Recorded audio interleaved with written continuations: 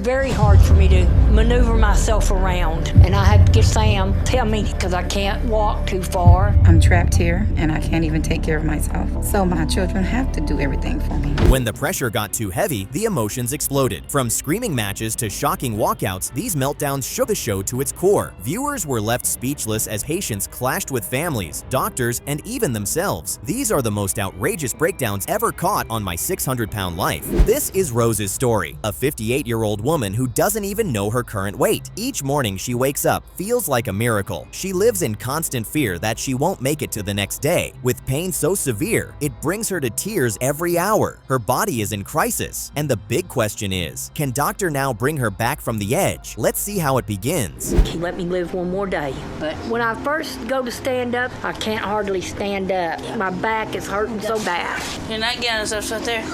And I know it's because of the weight. Honestly, I wouldn't want to wake up to what Rose faces every morning. Just getting out of bed feels like a battle for survival. For a moment, I thought she wouldn't make it up. Thankfully, she can still stand on her own. Her family supports her, especially her loving grandson. But even he's scared now. Her weight is becoming too much, and if something doesn't change soon, the worst may be yet to come. I mean, it's embarrassing. It makes me very, very unhappy that I can't do things on my own and I can't get around on my own. You're gonna go ahead and lay down, and I'll go ahead and get your breakfast and stuff ready for you. Okay, babe. What could be worse than living a life where you can only take a proper shower twice a week? That's Rose's reality. Every basic task feels like climbing a mountain. And while it's heartbreaking, she at least acknowledges her eating is destroying her health. But stress fuels her cravings, and food is her comfort. It's a destructive cycle. She eats to feel better, but ends up feeling worse. Even she knows it's slowly pulling her deeper into misery. We sang for that day, but the next thing I know, my mom was gone. My stepdad, he started doing crimes, and he got caught and he went to prison. That kind of trauma can break a person for life. Losing her mother at such a young age was bad enough, but things only got worse after that. Her stepdad spiraled into a life of crime, ended up in jail, and left her all alone. She had no support system, just herself and food. That became her safe space. And just when you think she's been through enough, imagine being married for years, only to have your husband betray you with your best friend of 22 years. Then they go on to get married. That's the kind of heartbreak that doesn't just fade, it lingers and haunts you. You know I do. I said, "You're the love of my life." He said, "Here, I want you to marry me." And I just started bawling. Despite all the heartbreak and pain she's endured, it's kind of refreshing to see that Rose finally found someone who genuinely loves her. But sadly, her past trauma still lingers. She's convinced that her husband might not love her anymore because of how big she's gotten. Her insecurities whisper that he may be cheating, just like the first one. You can't really blame her for feeling that way. Thankfully, she's not hiding behind denial. She's made up her mind that she wants to take control of her health. I'm excited, but I'm nervous because I don't know what he's got in store for me. But I know whatever he's got in store for me to lose this weight, that's what I'm gonna do. Aw man, now that's a tearjerker. It's so beautiful to see Rose surrounded by people who truly love her and want the best for her. That kind of emotional support can make all the difference. With her family by her side, she sets off on the journey to Houston to meet Dr. Now. But let's not sugarcoat it. This trip is hard. Midway, the pain catches up with her, and she's forced to stop at a hotel just to rest. It's a rough ride, and you can see that every mile is a challenge, but her determination is fierce. Even through the pain, she's still pushing forward. I'm here at Dr. Now's clinic for the very first time. I haven't weighed myself in about 20 years, and I've been avoiding it for a reason. That moment of silence when she reaches the hospital says everything. It was tough, but she made it. She steps on the scale and the number stares back, just shy of 600 pounds. That's a dangerous weight for anyone, let alone someone nearing 60. Now it's time for the real talk with Dr. Now. And if you know him, you know he doesn't sugarcoat the truth. He's firm, sometimes blunt, but always focused on saving lives. He tells Rose exactly what she needs to hear. And now it's up to her to prove she's not just saying she wants change. She has to live it. So sit tight. I'm going to bring you some stuff. Okay. Okay? Alrighty. That's how dedicated I am to doing this. So here we are. Dr. Now has given Rose a clear target. She's got 2 months to shed 50 pounds, and he's not playing around. It's a huge ask, but Rose nods and promises she'll make it happen. Still, let's be honest, it's one thing to say it, and it's another to do it. But for some reason, something about her feels different this time. Maybe it's the pain, maybe it's the support, or maybe she's just fed up with being stuck in the same place. Either way, there's a glimmer of hope. Let's give her the benefit of the doubt and see if she can pull this off. I was 564 at my last appointment, minus 50 pounds. In 2 months is 514, so that's what I'm hoping to see. And guess what? She did it! Rose absolutely crushed it. In just 2 weeks, she dropped more than 50 pounds. That's insane progress in such a short time. You can bet Dr. Now was proud, and rightfully so. She's proven that she has what it takes, and now finally, she's been approved for weight loss surgery. But here comes the bittersweet part. She has to move to Texas for it. Her family is worried, and rightfully so. They can't be with her. But at the end of the day, she's doing this for them and for herself. It's her shot at a new life, and she's earned it. Better her life, lose all the weight and hopefully be able to move around more and do things for herself. But I'm really scared and nervous because of the whole surgery, and then she's not gonna be here and I'm gonna be with her. This is Milla's story. At 47 years old, she doesn't even know her current weight, and sadly, that's the least of her struggles. For more than 2 years, she hasn't stepped foot outside her home, not once. Her world is reduced to 4 walls, endless pain, and complete isolation. No friends, no outings, no purpose, just survival. Each day feels like a prison sentence she can't escape. The question now is, can Milla find the strength to break free from this heartbreaking reality? I've been trapped within these 4 walls for more than 2 years. During that time, I have not stood, not one time. All I can do is eat and sleep. And every night, I fall asleep thinking that I'm not going to wake up. Milla's children have become her caregivers, bathing her every morning before school. If they don't, she's stuck unwashed until they return. It takes 3 of them to manage it, and even then, it's a struggle. Her skin is breaking down, and painful sores are forming. The disgust and sadness in their voices are heartbreaking. No child should have to take on such responsibilities. This is not the life they deserved, and Milla knows it deep down. It's sad because I know if my mom sits in the bed for that long, and if she didn't get the help that she's getting, she'll die in the bed, Bring me plates and my oranges out of the refrigerator. I'm not a mom to them right now. I'm just a burden.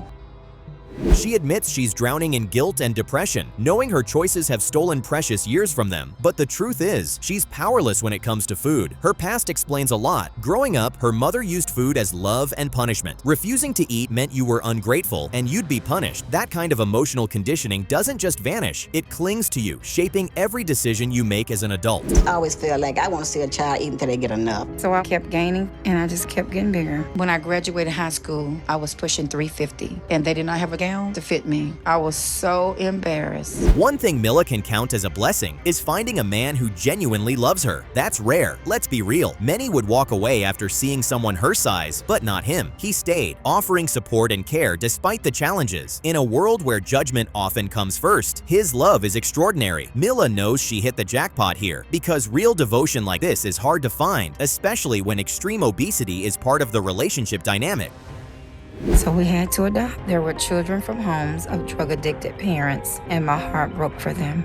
So we started by adopting Jacob when I was 30, and within the next 2 years, we adopted Hannah and Caleb. Wait, did she seriously say she doesn't know how much she weighs? That's wild, but when you think about it, it actually makes sense. She's been bedridden for over 2 years, so when would she even have had the chance to check? But here's the shocking part. She became so overweight that carrying a pregnancy became impossible. That's why she had to adopt most of her kids. Can you imagine that? Go anywhere, I can't do anything unless it's in this bed. Come on, put the bucket on Mama's bed. So most of everything around this house falls on my children. They have to do everything because Elra started to have health issues a couple of years ago. It's shocking to hear Milla admit she doesn't know her weight, but it makes sense. She's been bedridden for over 2 years, so when would she have checked? Still, the reality is staggering. Her size made it physically impossible to carry a pregnancy. That's why she had to adopt most of her children. It's a heartbreaking truth, stripping her of an experience many take for granted. Her weight hasn't just stolen her mobility, it's stolen some of life's most intimate and precious moments. Oh, okay. Can I place an order for pickup? Yes, ma'am. It's all? Pick this pizza for me. Why? Cause, Mom, you already know, Mom. Why do you do that? Go and pick up my pizza right now. I honestly don't know what Milla is thinking. She knows she's putting her life at risk. She knows her food addiction is killing her, and yet she continues doing the same thing day in and day out. It's like she's emotionally numb or something. But with how far things have gotten, needing 6 people just to lift her out of bed, it's clear she's in deeper than most. The only silver lining? She's finally agreed to travel to Texas to see Dr. Now. But believe me, this road won't be easy. I have 5 children. 5 children? 20-year-old and 2 16-year-olds, a 15-year-old, and a 10-year-old, and my husband. Some of those kids are very young, and they bring you food. They're responding to your demand, right? To be real, I actually expected the number to be in the thousands. I mean, 750 is a lot, but it's way better than what was in my head. Still, it's shocking. When Milla finally sees Dr. Now, he doesn't sugarcoat anything. He tells her point blank, she's created this disaster, and it's up to her to fix it. She used to live on junk food, and now, surprisingly, she's giving that up. That's huge. Looks like she's finally taking things seriously, and Dr. Now is watching closely to see if she can drop enough weight to move forward. We're gonna send you home to keep making progress on your own. Okay. And I want you to lose another 50 pounds over the next couple of months. Now here's where it gets interesting. Dr. Now wants to send her home to see if she can lose weight without medical supervision. That's risky, especially since her family has a bad habit of feeding her whatever she wants. But guess what? Something incredible happens. Milla, who couldn't even sit up on her own before, is now standing. That's insane progress. Even better, her kids are rallying behind her and pushing her to keep going. That weight loss goal, she's inching closer to it. 644, so you lost about 60 pounds. Okay, that's good. Milla has done well. She lost the weight she needed, so this time I'm going to approve her for lymphedema surgery. Let's go. It's finally happening. Milla is on her feet again. Sending her back home actually worked, and now Dr. Now has approved her for the lymphedema surgery. That's a huge win. The operation is successful, and she's made serious progress. But the journey doesn't end here. Dr. Now makes it clear, if she doesn't start walking regularly, she won't be cleared for the next surgery. So the pressure is still on. Milla's got more work to do if she wants to finish what she started. Put weight on her leg, she just can't get herself to do it. So we're gonna have to find a different way to motivate her. Milla, here's what we're gonna do. The plan will be that we get you going home, and we're gonna send EMT to your home every day for the next month. Milla's been doing great so far, but there's one major setback. Putting weight on her legs is painful. So painful that she can't move around like she needs to. That's a serious problem. Dr. Now, always the realist, she decides to come up with a new strategy to keep her motivated. Hopefully, whatever he's planning gives her that final push, because right now, her entire future depends on her next move. Are you on there? Yeah, I want to share. Thank you. See? Yeah. I can't believe I'm in the wheelchair. I've been in the wheelchair in years.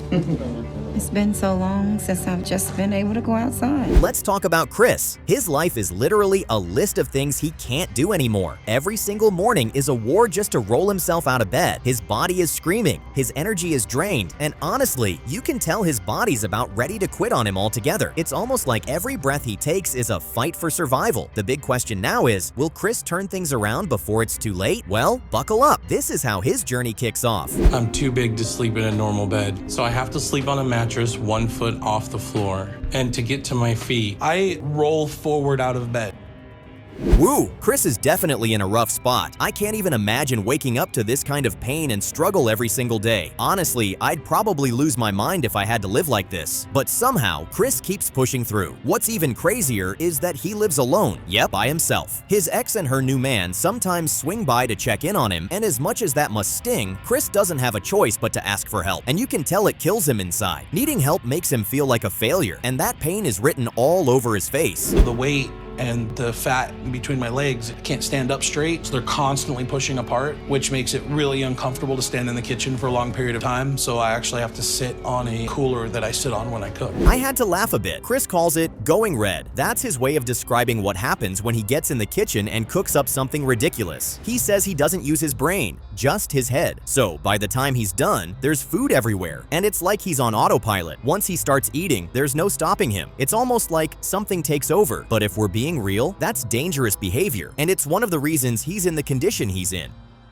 They're Tommy and my sister Crystal. If it was Taco Tuesday and Mom happened to bring home a big bag of tacos, if you didn't eat as much as you could eat, they weren't there when you went back later. Growing up, when I would make food or something like that, there was never a limit. Now it all makes a bit more sense. Chris's mom steps in and admits something heavy. She blames herself. Back when Chris was a kid, she never told him no when it came to food. If his siblings couldn't finish their meals, guess who they passed it to? Chris. He was like the family garbage disposal for leftovers. And don't get it twisted, Chris wasn't always this way. Back in his prime, he was a football star, built like a tank, muscles everywhere. The girls in school couldn't get enough of him. So how did he go from that dream body to barely being able to walk? That's the heartbreaking part. The only job that I could find was delivering pizza. But besides all that, somehow me and Kaylee really hit it off. So I moved in with her, and I found a better job working at a call center. And then it was good times.